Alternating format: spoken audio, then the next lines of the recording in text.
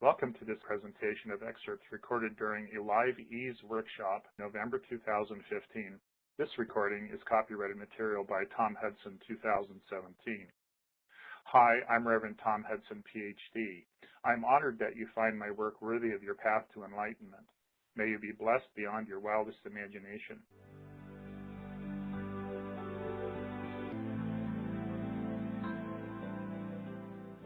The following excerpts were selected to provide you with an accurate representation of material that will be covered along with some of the amazing experiences which lay in store as you participate in the adventure provided during the upcoming EASE workshop. The first of these 4 segments explains in summary what it means for us to be created as emotional beings, some of the purpose for us having emotions, how we deal with them during crises in order to survive, the healing process that follows the crisis, and what can happen if we don't release the imploded emotional energies from our body tissues. So to summarize, basically what we had is we've talked about the whole reason why we are the way we are. I mean, first of all, we're emotional beings. We're created that way. There's no escaping it, okay?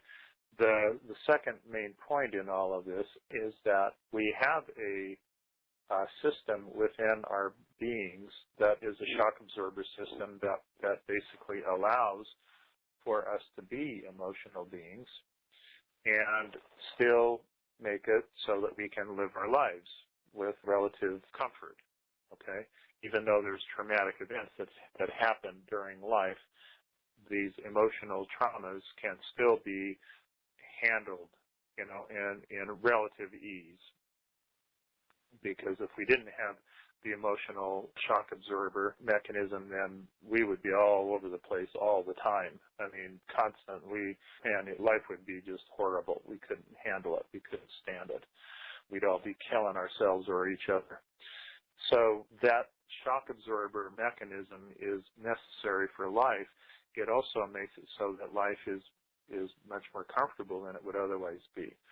Okay, the other aspect of this is that we've learned how to misuse it in order to avoid dealing with reality. Okay, and by misusing it, we've created all kinds of problems. We've created diseases that would never even exist without us misusing this mechanism. So the other thing is that this emotional experience that we're having as an incarnate being is also a spiritual experience. And the quality of our emotional experience is actually based upon the opening or the degree to which our divine chakra is open or closed. Okay, and if you open your divine chakra, then the energy of divine presence fills you, and it bathes through your tissues, specifically for this discussion, bathes through the tissues of the hypothalamus, thalamus, amygdala, pituitary, and pineal glands. And as it does so, it alters the emotions that are created, and it alters the biochemistry of the whole body, because the pineal and the pituitary gland create massively different forms of biochemistry when divine presence is bathing them than when divine presence is restricted from them. Okay, so if you considered the divine presence coming through your divine chakra as a nutrient, you can more readily understand that what's going on is you are starving your tissues for an absolutely critical nutrient, and in which case those tissues do not work as well if you're starving it for that nutrient. So of course they function differently. Okay, so opening up the divine chakra bathes those tissues with all of the nutrients that is provided by the divine presence, and so you start actually living a life that is far more aligned with the spiritual walk that we all want to walk than the life and death survival paranoid delusion that the animal existence ends up bringing to us. So when we do experience emotional traumas, and those emotional traumas do get lodged into us, the next thing and the most important thing beyond that is to make sure and be responsible for being the emotional being that we are, and find a place, give yourself some space and some time to go someplace and resolve these issues that are locked away in your tissues, because if you don't, they will become expressed one way or another. They will either be expressed in overtly negative behavior, which is inappropriate and projected onto someone who didn't really deserve all of that, the intensity of that emotion, okay? Or what it will do is it will implode to the point where your physical body starts experiencing this implosion energy on a physiological impact, and it starts literally destroying your tissue health because of the compression. It's called pressure necrosis.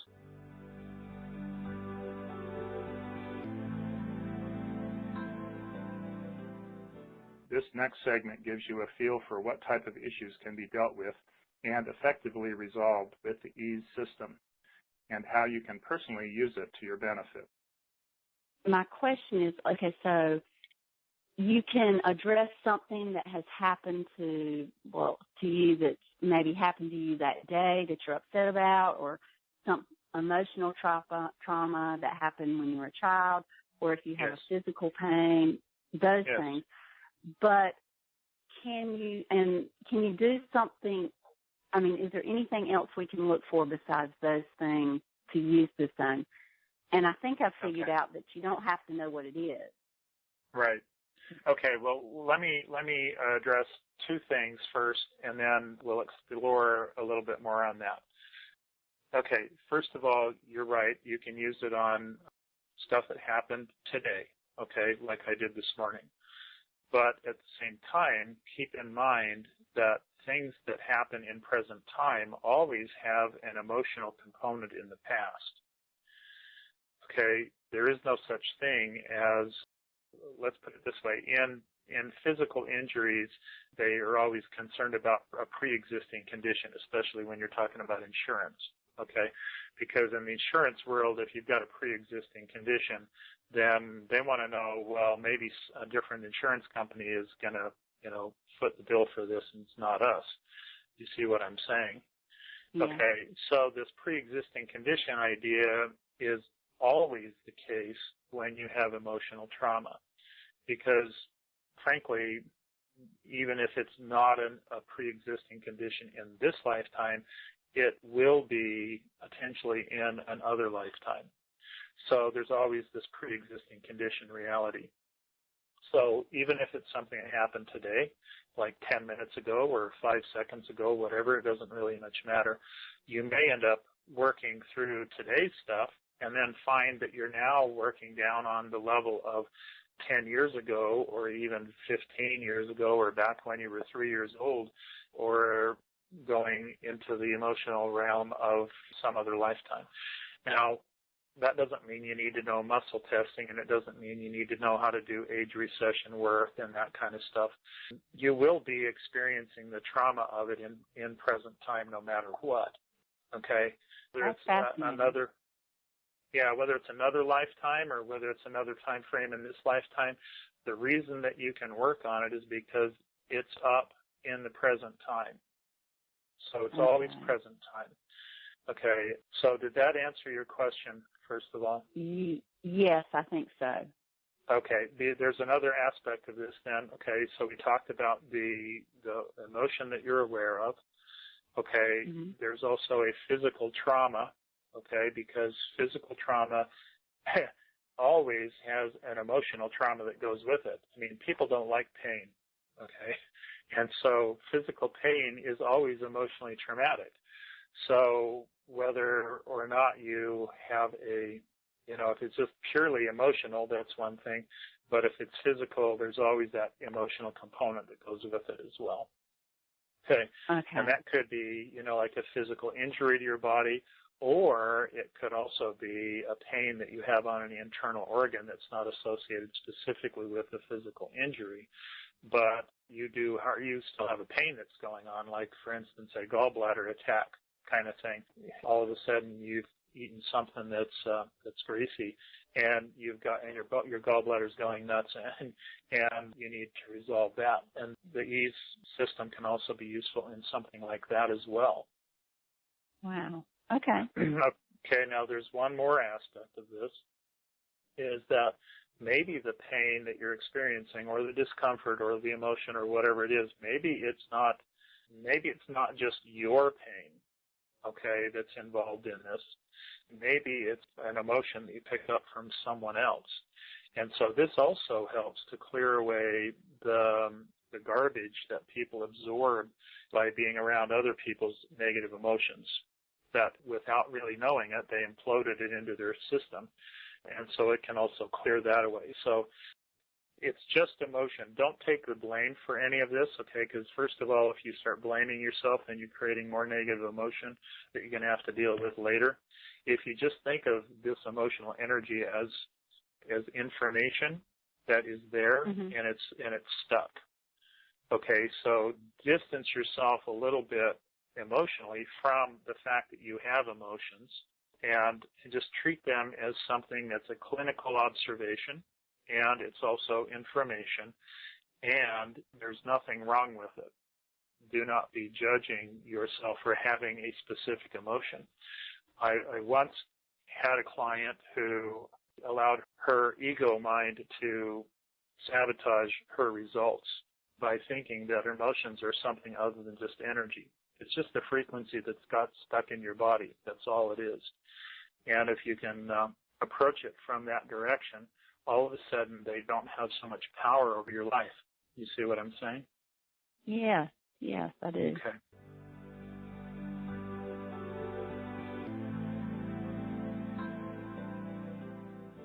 Segment 3 confronts the choice whether we continue to protect ourselves from the trauma, or do we release those painful imploded emotions and go through the process of healing.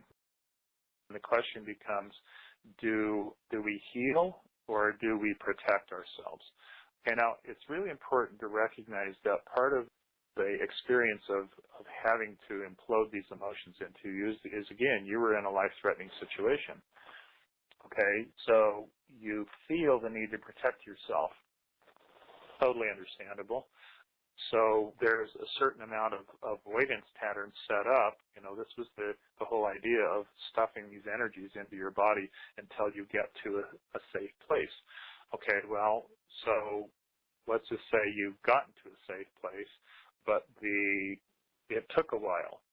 Okay, you know, you didn't just get there like within 5 minutes of trauma. You lived through a trauma for several years, and then you finally got to a safe place. Okay, well, now you've actually set up a pattern of avoidance that's pretty well established pattern.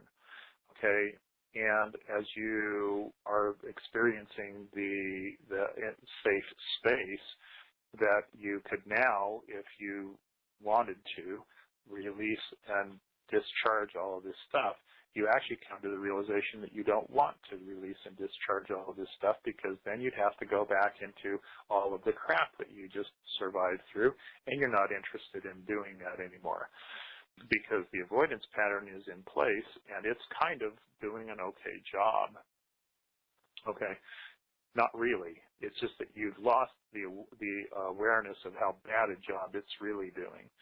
Okay, and so now the question is, do I continue to protect myself, or do I heal? Because that avoidance pattern, which was life-saving in the moment of need, has now become a hindrance to your healing process.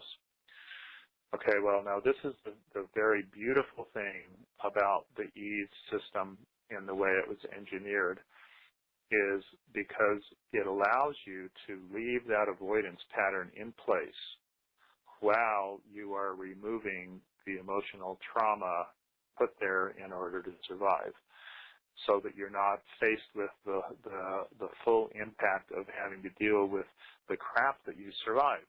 You can deal with it tiny, tiny little pieces at a time that's measured out, that's dealt with in handleable quantum packets. Okay? So that's the whole point of having created this system, and that's why it works so well, is because it's not only very, very powerful, but it's also safe and it's also very gentle.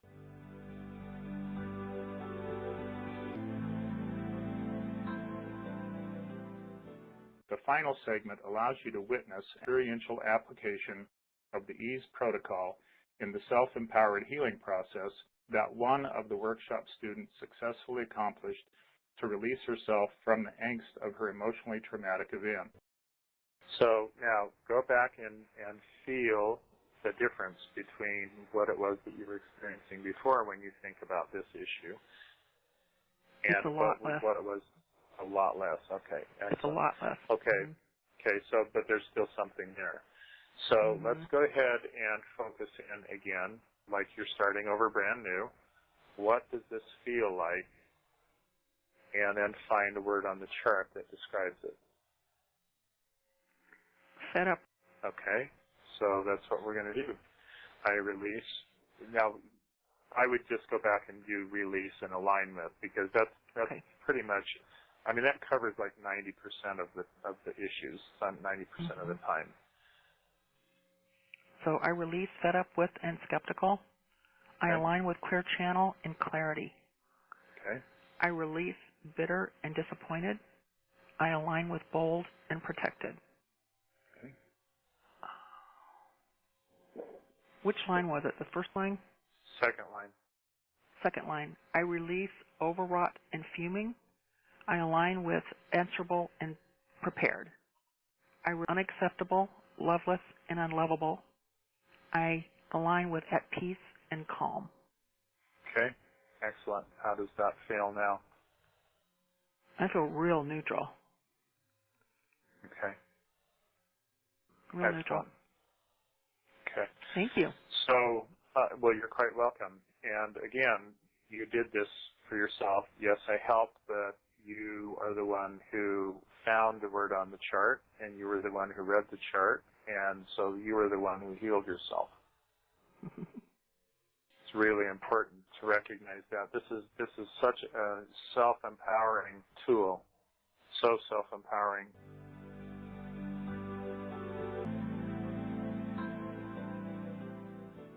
So now, to register for the upcoming EASE workshop held between July 15th and August 5th, please visit the web URL https://revtomhudson.com/EASE as written on the slide. This will take you directly to the EASE Expression of Associative Stress Energies Advanced Level Workshop sales page, where you will be able to reserve your spot in the upcoming workshop. Of special attention, along with instruction and practical assistance you receive during the 8 hours of group sessions, you also get a 1-hour private tutorial session to assist you with effective application of the EASE protocol, and to receive my professional assistance in dealing with release of your own traumatically imploded emotional